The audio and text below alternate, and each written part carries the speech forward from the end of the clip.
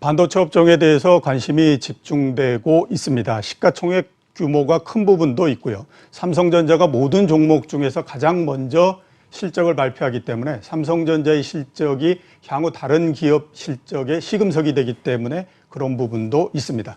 반도체 경기에 대해서 알아보는 시간을 갖도록 하겠습니다.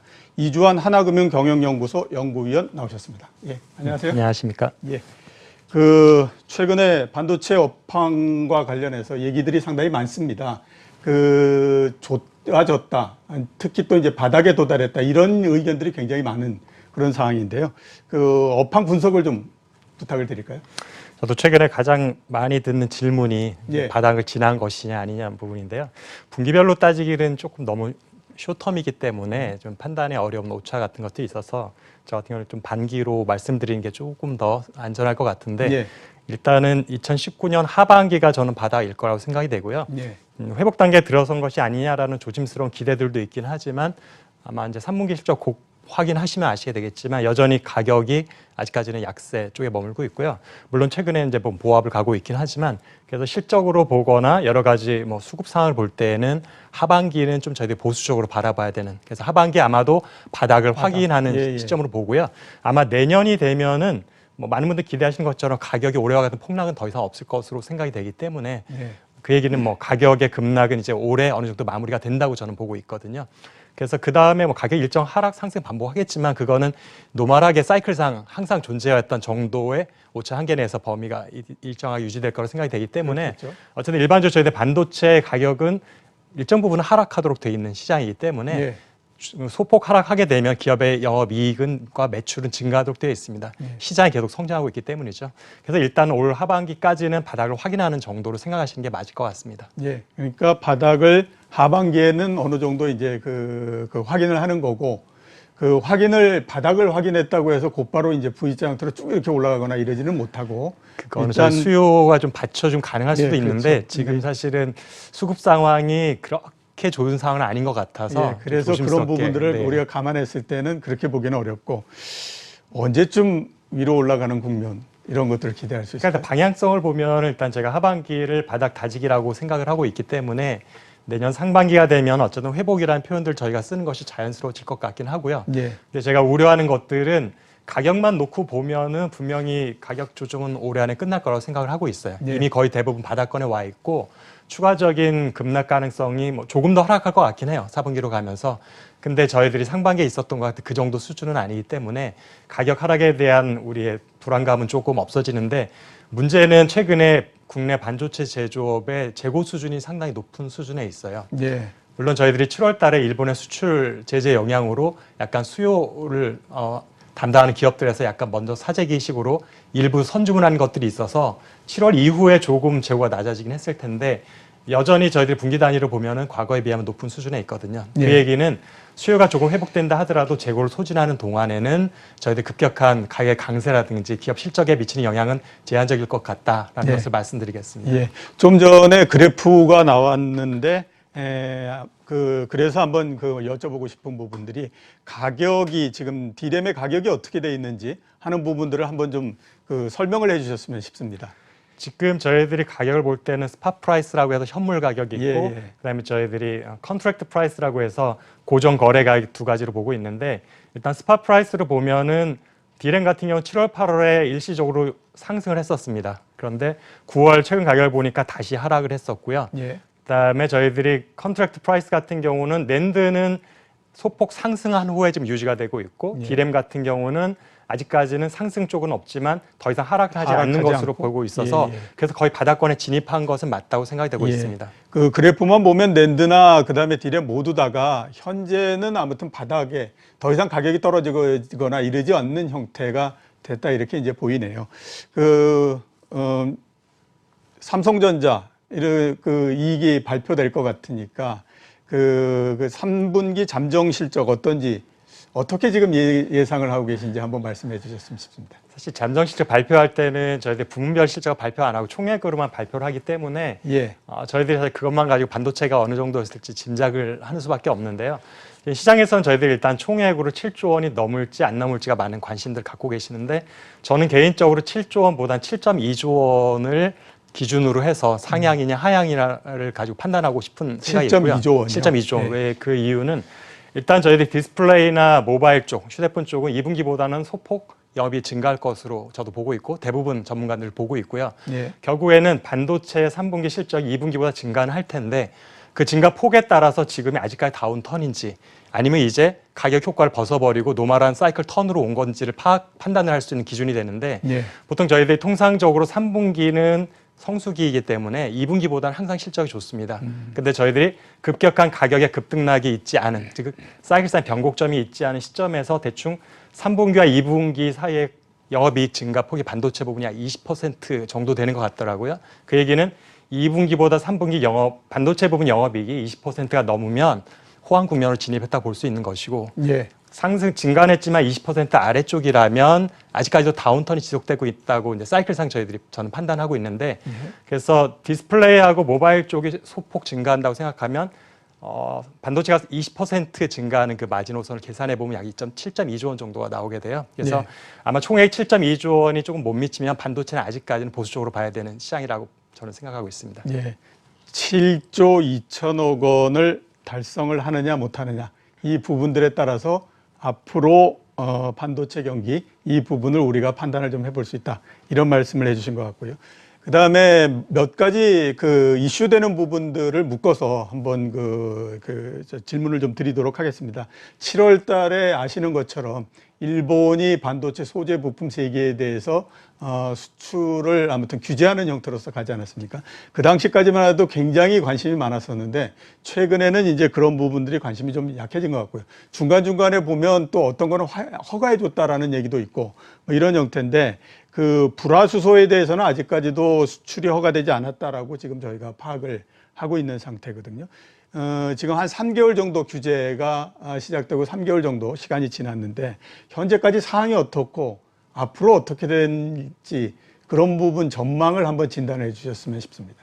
제가 7월 달에도 사실은 이제 굉장히 많은 곳에서 이제 발표도 하고 사실은 제 의견들 많이 개진하기도 했었는데 그때 사실은 저희 시나리오는 기본적으로 일본에서 어쨌든 공식적으로 공표하는 것처럼 이것은 어떤 전략 무기에 대한 관리 체계를 좀 강화하는 것이지 저희 수출 금지 같은 그런 무역 제재는 아니다라고 일본에서 지금까지도 얘기를 하고 있기 때문에 본인들이 했던 그 공식적인 발표가 있기 때문에 그것 사실 뒤집기는 어렵거든요. 일본 입장에서도 공신력 문제가 있기 때문에 그러니 저희들이 생각하는 것은 약 3개월 정도는 수출 지연시킬 수는 있다. 그 정도로 보고 있고 완전히 수출을 금지하는 것은 일본으로서도 굉장히 부담감이 크거든요. 왜냐하면 저희 반도체가 정말 생산이 안 되면 전 세계적으로 지금 경제상의 모든 서플라이 체인의 문제가 발생하기 때문에 일본이 그러한 리스크를 안기는 좀 쉽지 않은 상황이죠.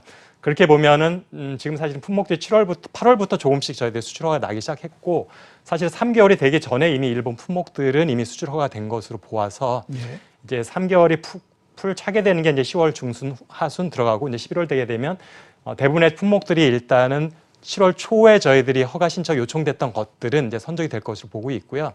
근데 저희들이 늘 저희들이 말하지만 2, 3개월 동안 재고는 이미 갖고 있었고 최근에 저희들이 또한 일본 문제로 인해서 국산화 노력들이 있었고 또는 일본을 대체하는 다른 공급처 물색한 제3차 공급처를 이제 저희가 확보하는 데 성공했기 때문에 지금은 재고가 약 6개월이나 그 이상이 될 걸로 보고 있고요. 근데 거기서 이제 소량씩이지만 일본의 수출 물량이 나오기 시작하기 때문에 생산의 지장은 과거에도 없었고 이제 없고 앞으로도 사실은 그로 인한 생산 차질은 없다고 저는 생각을 하고 있고요.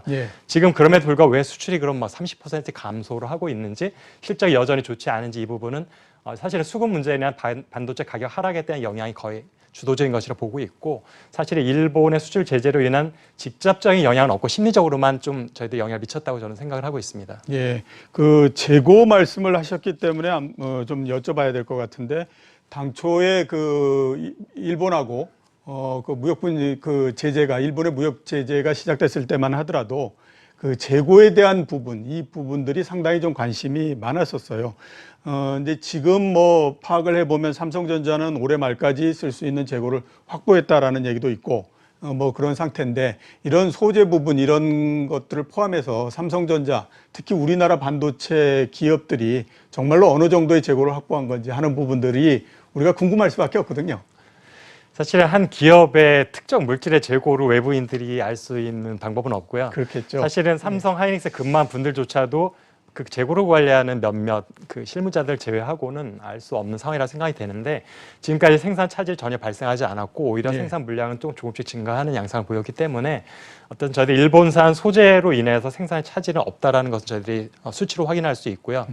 그리고 또한 저희들이 사실 사용량을 좀 줄이고 있어요. 그 얘기는 하이닉스 같은 경우는 공식적으로 감산 발표도 했지만 마이크론도 그렇고 감산하는 방식의 수요를 줄이는 것도 있고요. 그다음에 저희들이 굉장히 크리티컬한 공정에는 일본산 고순도 물질을 사용을 하고 약간 품질이 중요치 않은 것은 국산이나 중국산 사용하는 방식으로 해서 이전에는 사실은 뭐 아낌없이 일본산을 다 썼던 공정에 부분적으로 이미 국산이나 중국산 투입하는 방식으로 소모량을 줄이고 있기 때문에 사실은 저희들이 처음에 생각했던 2, 3개월의 재고는 모든 것을 기존과 동일하게 생산에 사용했다라는 전제인데 사실은 그 사용하는 포트폴리오 변화도 있어서 그래서 사실은 재고 문제가 크게 문제가 되지는 않을 거라고 생각을 하고 있습니다. 그 사용하는 소재의 포트폴리오가 조금 이렇게 바꿨다라고 그렇죠. 말씀을 하셨는데요. 그래도 제품이나 이런 것들에는 큰 문제가 없이 그냥 나오고 있는 건가요? 그런 게 문제가 있으면 벌써 뭐 리콜이라든지 저희들이 수율이 그렇겠죠. 떨어지는 문제가 있었을 텐데 뭐 저희들이 밖으로 소식이 들릴 만큼의 그런 수치들이 없었던 걸 봐서는 큰 영향이 없었고 또 엔지니어들이 바로 쓰지는 않습니다. 그러니까 충분히 저희들이 충분한 검증과 테스트를 통해서 사용하기 때문에 그런 검증이 되지 않았더라면 아마 사용하지 않았을 겁니다. 그러면 결국 일본 기업들이 상당히 좀 타격을 받았다 이렇게 볼 수밖에 없을 것 같은데, 그죠? 자, 지금 그 반도체 수출 어떤 상태인지 한번 좀 말씀해 주시겠습니까? 저희들이 반도체 수출이 9월 달 잠정치가 바로 며칠 전에 발표가 나왔는데 그때도 보면은 반도체는 거의 30% 정도 저희들 수출이 감소한 거로 나왔고요. 사실 근데 물량으로 보면은 낸드 같은 경우는 플러스로 돌아선 게 벌써 3월부터 수량은 플러스로 돌아섰고요. D램 같은 경우도 상반기에는 계속 마이너스였지만 최근에 플러스로 살짝 한두 달 돌아서 전환되었기 때문에 사실 저희들 수요나 실제로 수량이 부족해서 수출이 감소한 건 아니고 여전히 가격에 대한 효과가 크고요. 결국 저희들이 수출 통계가 작년 동기 대비 저희들이 발표를 하기 때문에 작년 이맘때 반도체 가격과 지금을 비교해 보면 50% 이상 저희들이 폭락한 종목들이 많이 있거든요. 그래서 저희들은 지금 30% 수출 감소라는 것은 대부분이 가격으로 인한 효과인 것으로 판단하시면 될 것 같고 실제로 시장의 수급 상황의 문제 이런 것들은 아닌 거라고 판단되고 있습니다. 그러니까 물량 자체는 뭐 그렇게 문제가 없고 대신에 반도체 가격이 떨어졌기 때문에 그 수출량은 그 수량하고 가격을 곱한 거니까 당연히 가격이 떨어지게 되면 그만큼 총량이 줄어들 수밖에 없으니까 그 부분이 내 문제가 아닌가라는 생각이 들고요. 그 다음에 일본의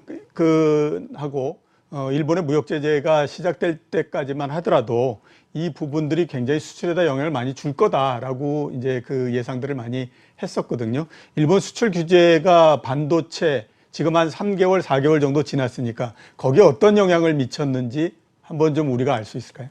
결국 수출하는 주체는 일본이니까 저희 입장에 보면 수입에 변화가 있었느냐가 일단 1차적인 영향일 것인데 그렇겠죠. 분명히 수입에는 분명히 그 세 가지 물질에 대해서는 큰 폭의 감소가 있었죠. 당연한 얘기인 거고 사실 일본도 일본 전체 경제를 본다면 사실은 뭐 브라수소나 폴리미드나 이런 리스트 같은 것들이 규모를 보면 그렇게 큰 규모가 아니에요. 저희들이 반도체 수출이 뭐 연간 100조 원이 넘는다고 하지만 그 세계 품목을 저희들이 수입하는 총량 기껏해야 5천억 원 정도밖에 안 돼서 어떻게 보면은 레버리지가 굉장히 큰 종목인 거죠. 수입은 조그마지만 그것이 없으면 100조 원에 대한 수출이 막혀버리는 그런 구조라 저희들이 아직 금액으로 보면 그렇게 큰 금액은 아니지만 퍼센티지를 보면 작년 동기에 비하면 분명히 수입이 많이 감소를 했고요.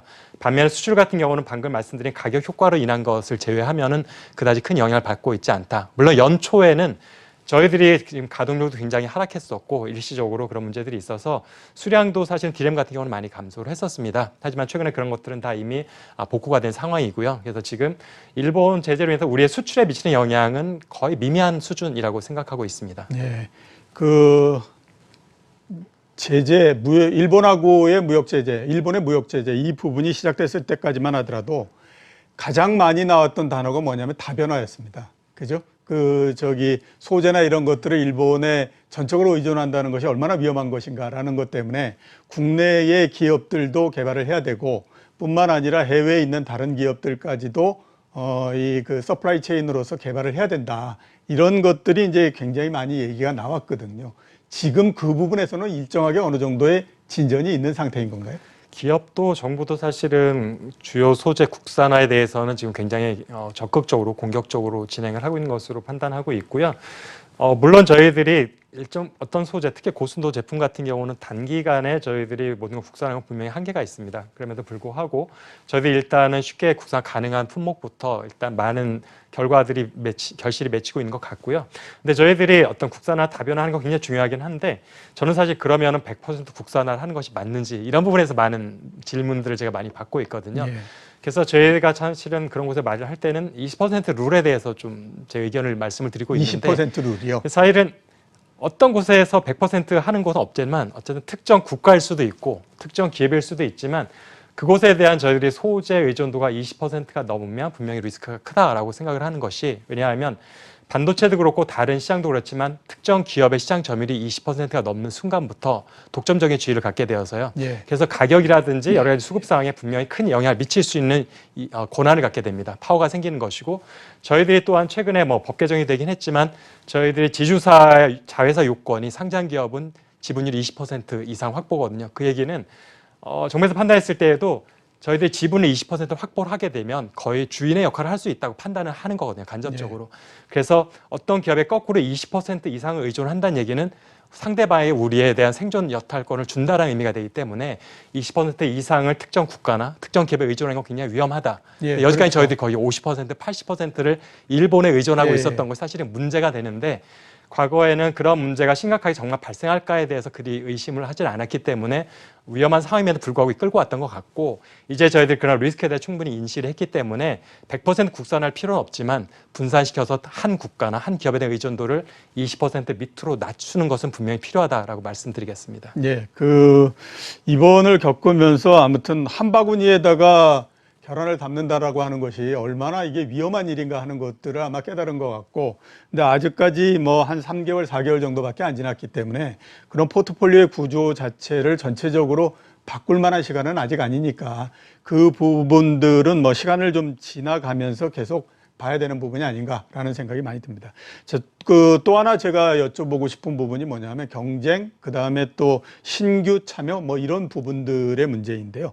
우선 이제 인텔이 우리가 모두 다 알고 있는 것처럼 세계 1위의 비메모리 업체 아닙니까? 근데 인텔이 우리나라에 들어와서 반도체를 강화하겠다고 지금 선언을 하고 있는 상태인데요. 그렇게 되면 삼성전자나 SK하이닉스 입장에서는 굉장히 강한 적수를 만날 수 있다 이런 생각이 들거든요. 과연 인텔이 정말로 우리나라에 들어와서 메모리 사업 이 부분을 강화할 건지 그거에 대해서 한번 좀 우리가 전망을 들었으면 싶습니다. 저희들이 사실은 이게 인텔이 굳이 자국에서 해도 되는 그 발표를 예. 한국에서 했다라는 것에 저는 의미가 좀 있다고 생각이 되는데 예. 일종의 선전포고인 거죠.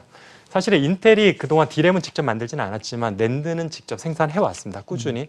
그래서 인텔의 시장 점유율이 약 5%, 7% 정도는 있었고요. 낸드 시장에서는. 그래서 이미 저희 CPU는 당연히 인텔이 최강자지만 낸드는 이미 기술을 갖고 있었던 기업이고요. 근데 최근에는 업텐 메모리라는 거는 D램과 낸드의 장점을 같이 갖추고 있는 약간 어떻게 하이브리드 모델이라고 생각이 되는 거고요. 예. 그래서 이제는 저희들이 인텔 입장에서는 D램만 만드는 애들은 사서 쓰지 않고 우리들이 직접 개발해가지고 D램과 낸드를 한 칩으로 쓰겠다라는 얘기인 건데 예. 사실 그것만을 하더라도 굉장히 시장에 큰 영향을 당장 물량으로 크지는 않겠지만 예.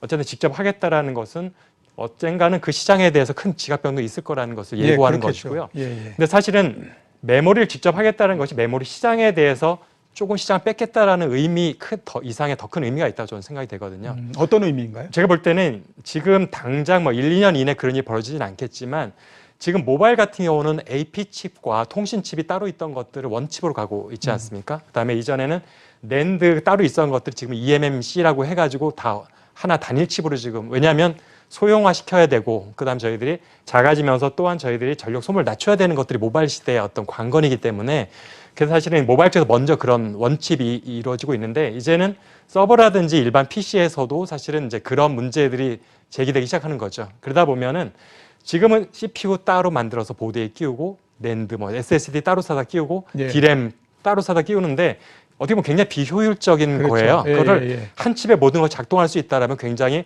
스페이스나 전력이나 비용을 절감할 수 있게 되는데 그래서 사실은 비메모리 업체들 입장에서는 CPU와 메모리를 결합한 하나의 원칩으로 가는 것이 궁극적인 고울일 것 같고요.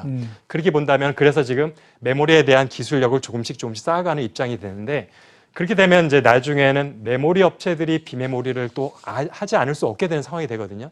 왜냐하면은 원칩으로 가게 되면 따로따로 사서 쓰는 수요는 굉장히 감소할 수밖에 없다라는 그렇죠. 얘기가 되니까 예. 그럼 저희들이 이제 퀘스천이 비메모리, 인텔과 같은 비메모리 업체가 메모리를 새롭게 해서 기술력을 끌어올리는 것과 그다음에 삼성 하이닉스의 메모리 위주의 기업들이 비메모리를 들어서 두 개를 한꺼번에 가는 원칙을 만드는 것과 어느 쪽이 기술적으로 더 빨리 가능할 것이냐, 누가 더 헤게모니를 잡을 수 있을 것이냐라는 것이 궁금증인데 제가 볼 때 여러 가지 메모리 비메모리 특성이라든가 기술이라든지 여러 가지 그런 것들을 봤을 때는 비메모리 잘하는 업체들이 메모리 하는 것이 좀 더 수월하다라고 판단하고 있어서 인텔이 메모리를 가져가는 원칩을 만드는 것이 삼성 하이닉스가 비메모리를 가져간 원칩을 개발하는 것보다는 좀 더 우월하고 좀 더 경쟁력이 있지 않을까라는 생각을 하고 있습니다. 그렇게 되면은 삼성 하이닉스가 지금같이 메모리에 올인하는 기술이 아니라 이제는 비메모리 쪽을 그냥 파운더리 정도가 아니라 원칩이 되는 그 미래를 염두에 두면서 기술 개발을 좀 해야 되지 않을까 이런 우려를 하고 있습니다. 현재까지는 인텔이 조금은 더 유리한 상태다. 그렇게 판단이 되고 있습니다. 이렇게 이제 아쉽지만은 봐야 될 것 같고 그 또 하나 제가 여쭤보고 싶은 부분이 그 중국 부분입니다. 한 3, 4년 전 정도까지만 하더라도 정말로 중국이 이제 우린 그 반도체 시장, 특히 메모리 시장 뭐 이런 쪽으로서 들어온다라고 해가지고 굉장히 경계심을 많이 가졌던 것 같고 그다음에 청화그룹이 어떻게 한다 이런 부분들이 굉장히 관심을 많이 모으고 했었던 것 같은데 지금은 또 좀 뜸해진 상태가 아닌가라는 좀 생각이 듭니다. 그래서 지금 중국의 반도체 수준이 도대체 어떻게 되고 그다음에 이런 그 중국의 참여 이런 것들이 앞으로 어떻게 진행될까라고 하는 부분들이 궁금할 수밖에 없는 상태거든요. 지금은요.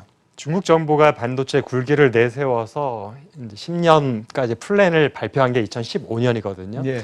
그래서 그러면서 제일 처음에 했던 것은 일단 저희 뭐 펀드 레이징도 해야 되겠고 필요한 공공기관을 정립하고 기구를 만드는 것들이 필요했기 때문에 본격적으로 자본이 투입되기 시작한 것은 2016년부터라고 저는 판단을 하고 있고요. 그래서 그때부터 사실은 꾸준히 돈은 투입이 되고 있습니다. 근데 지금 당장 기술 수준이나 양산 능력으로 보면 한국과의 격차는 분명히 굉장히 큰 상황이고요. 그래서 아직까지는 분명히 위협이 될 만한 수준은 아니다라는 게 저도 공감이 되는 상황이고 지금 낸드와 디램을 같이 개발을 하고 있습니다. 지금 기존에는 사실은 치마 유니그룹 같은 경우는 낸드를 먼저 시작했었는데 이제는 디램까지도 직접 하겠다고 최근에 발표를 공식적으로 했었고요. 물론 저희들이 미국에서 중국에 대한 약간 견제를 해주는 것들이 있죠. 마이크론하고 어떤 저희들이 분쟁이 있었고 그러면서 또한 트럼프 대통령이 장비 팔지 못하게 하는 어떤 극단적 조치까지 해서 사실 후젠 제너 같은 경우는 지금 사실은 중단한 상태이기도 하죠. 그렇지만 나머지 두 기업은 꾸준히 계속 개발을 하고 있고 또한 공장도 짓고 있는 것으로 판단이 되고 있고요. 제가 사실 2017년도에 제일 먼저 중국으로 인한 반도체 시장의 위기에 대해서 리포팅을 하면서 이제 많이 언론에 나오기 시작을 했었는데 2017년에 그 발표를 했을 때 시점이 사실은 18년, 19년이 아니었었고 2020년이 되면 중국으로 인한 리스크가 시작되는 시점이다. 연도다. 원년이다라고 말씀을 드렸던 것이고 2020년이요? 2020년이 리스크가 시작된 원년이기 때문에 시장에 큰 영향을 미치기 시작하는 거는 당장은 아니겠죠. 2020년이 시작해서 어느 정도 규모가 커지니까 2년, 3년 이렇게 시간이 좀 더 지난 후가 될 것이지만 어쨌든 뇌관이 터지는 건 2020년이라 판단했던 것들은 2016년부터 시작됐던 투자들이 결실을 맺기 시작하는 첫 열매들이 나오는 시점이 2020년쯤으로 보고 있는 거죠. 설비 투자와 그것들이 생산으로 연결되는 시차 같은 것도 고려했을 때 그다음에 기술력을 따라잡는 데 필요했던 그런 것들을 이제 감안했던 시기가 2020년이었던 거고 이제 불과 이제 3개월 후에 2020년이 되기 때문에 이제 리스크가 시작되는 거지 리스크의 시작이 뇌관의 폭발은 아니기 때문에 우리가 그렇게 뭐 큰 위협은 아직은 아니라고 생각하지만 한간에 생각하는 것처럼 이제 중국의 메모리 굴기는 뭐 끝난 거 아니냐라는 거 이제 개인 블로그나 이런 것에 보면 그런 좀 굉장히 기대감은 표현되는 표현을 쓰는 분들도 있는데 저는 사실은 그렇게 생각하기에는 아직은 좀 시기상조라고 판단하는 것들이 중국에 사실은 중국 로컬 기업 말고도 다국적 기업들이 반도체 기업 굉장히 많습니다. 그래서 중국에 투자되는 반도체 투자가 다 중국은 아니거든요. 삼성 하이닉스도 있고 마이크론도 있고 인텔도 다 있지만 다국적 기업들이 최근에 중국의 어떤 생산 물량을 크게 늘릴 만한 요인은 딱히 있지는 않았거든요. 왜냐하면 중국의 생산된 거 오히려 미국에 수출이 안 되는 상황에서 중국보다는 우리가 본토의 생산을 늘린 것이 유리한 상황이어서 그렇다면 다국적 기업들이 중국의 생산 급격히 늘릴 요인은 없다. 그런데 최근에 중국의 반도체 설비 투자는 급증했다. 이 얘기는 나머지 그 차액은 중국 로컬 기업으로 투입됐다고 보는 것이 맞고요. 제가 지금 만나는 설비 투자는 인프라나 뭐 공장 짓는 것들이 아니고 구체적인 반도체 장비가 출하되는 시점이거든요. 그 얘기는 공장에 기계들이 들어가기 시작하는 것들이 최근에 급증을 했다는 얘기인 거고 그 얘기는 양산이 임박했다는 것을 시그널 보여주고 있는 것이라서 사실은 행간에 지금 최근에 언론에 뜨하기 때문에 중국의 굴기가 주춤하는 것까지 보이지만 조용히 소문내지 않으면서 꾸준히 자본이 굉장히 많은 금액이 투입을 되고 있다는 걸 볼 수 있고 최근 상반기를 보면 한국보다 대만과 중국의 설비 투자가 더 많아졌습니다. 역전이 된 상황이어서 저희들이 사실 그것이 1년, 2년 내에는 부메랑으로 분명히 돌아올 것이라는 생각이 되어서 중국에 대한 것들은 계속 저희들 견제심을 놓지 않아야 될 거라고 생각을 하고 있습니다. 예. 그 중국의 반도체 굴기 한참 얘기 나올 때에 이런 얘기들을 많이 했었던 것 같아요. 중국이 그 석유를 수입하는 액수보다 반도체를 수입하는 액수가 훨씬 더 크기 때문에 당연히 그 많은 것들을 외부 의존하지 않을 거다. 시간이 지나면 반도체 부분들에서 중국도 상당히 괄목한 만한 성장을 하지 않겠느냐라는 얘기를 했었는데 뭐 시간이 좀 지나봐야 알겠지만 현재 그런 방향으로서 꾸준히 한보 가고 있는 게 아닌가라는 생각이 들고요. 그 반도체 경기에 대해서는 앞에서 말씀해 주신 부분으로 가름을 할까라고 하는 생각이 드는데 이렇게 말씀을 해 주셨습니다. 올해 4분기까지는 바닥을 만드는 형태가 되고 그다음에 내년도가 되면 조금씩 상승을 하는 형태가 될 거다. 이렇게 말씀을 해 주셨고요. 그다음에 이제 그 반도체와 함께 나오는 부분들이 디스플레이 부분입니다. 그래서 디스플레이 부분들을 잠깐 한번 여쭤보게 되면 지금 디스플레이 시장이 상당히 지금 부진한 상태이지 않습니까? 시장이 이렇게 부진한 이유가 뭐고 앞으로 전망이 어떻게 될 걸로 우리가 전망을 해야 되는지 한번 말씀해 주십시오. 디스플레이 시장은 저희들이 일단 LCD와 OLED로 나누어서 말씀을 드려야 될 것 같고요. 두 개는 별개의 시장이기 때문에 그래서 LCD 같은 경우는 이미 수요가 정체된 지가 몇 년이 됐습니다. 그래서 2012년 이후로 사실은 연간으로 보면 출하량이 거의 증가를 안 하고 정체 상태이고요. 그래서 결국에는 수요는 증가하지 못하고 있는데 중국에서는 LCD 공장을 지금도 계속 짓고 있거든요.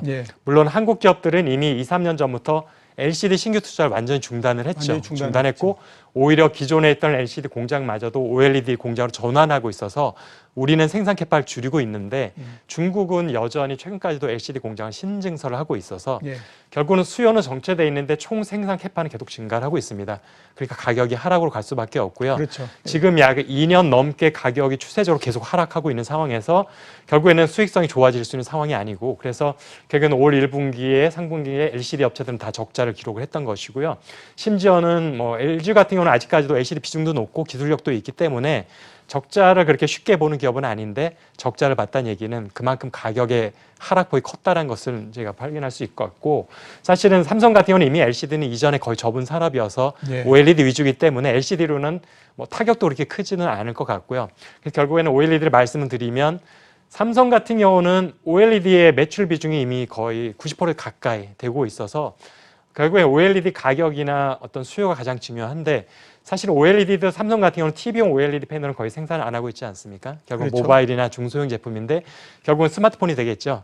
그중에 가장 큰 영향을 미치는 게 아무래도 애플과 삼성일 텐데 애플의 올해 상반기 판매가 굉장히 극도로 부진했습니다. 그래서 시장 점유율도 20% 정도에서 15% 밑으로 뚝 떨어질 정도 수준이 되어서 이제 2위도 아니고 3위로 머물렀고요. 그러다 보니까 삼성 스마트폰도 사실은 좀 부진했어요. 고가폰 같은 경우는. 그러다 보니까 수요가 굉장히 안 좋으니까 가격이 약했던 것이고 그래서 OLED 같은 경우도 상분기에 뭐 삼성전자는 1분기에 적자를 기록하고 2분기에는 애플로부터는 일시적인 보상금도 있어서 흑자를 기록하긴 했지만 실질적으로 영업만 놓고 보면 적자를 보는 게 맞고 LG 같은 경우는 지금 TV 부분은 흑자로 전환했다라는 의견들도 많이 있더라고요. 그런데 여전히 중소형 스마트폰 부분의 적자 폭이 워낙 큽니다. 그래서 LG 같은 경우는 LCD는 흑자로 혹시 소폭 증가한다 하더라도 전환되더라도 어떤 OLED 쪽의 적자가 워낙 크기 때문에 기업 전체로는 당분간은 적자를 벗어나기 힘들고 아니면 적자를 벗어나더라도 BEP를 겨우 넘는 수준밖에 안 돼서 올해뿐만 아니라 내년에도 디스플레이 업체 전체를 보면 어려운 상황이 될 것 같고요. 그나마 기업별로 보면 삼성 같은 경우는 OLED가 좀 수요가 살아있기 때문에 흑자 폭이 좀 증가할 것 같지만 LG는 좀 어려운 시기가 조금 더 지속될 것 같습니다. 디스플레이 시장 그리고 디스플레이 기업 아직까지는 완전 회복 이런 부분들까지 좀 더 기다려야 될 것 같다. 이런 그 말씀이셨습니다. 자, 오늘 나와서 말씀해 주셔서 감사합니다. 네, 감사합니다.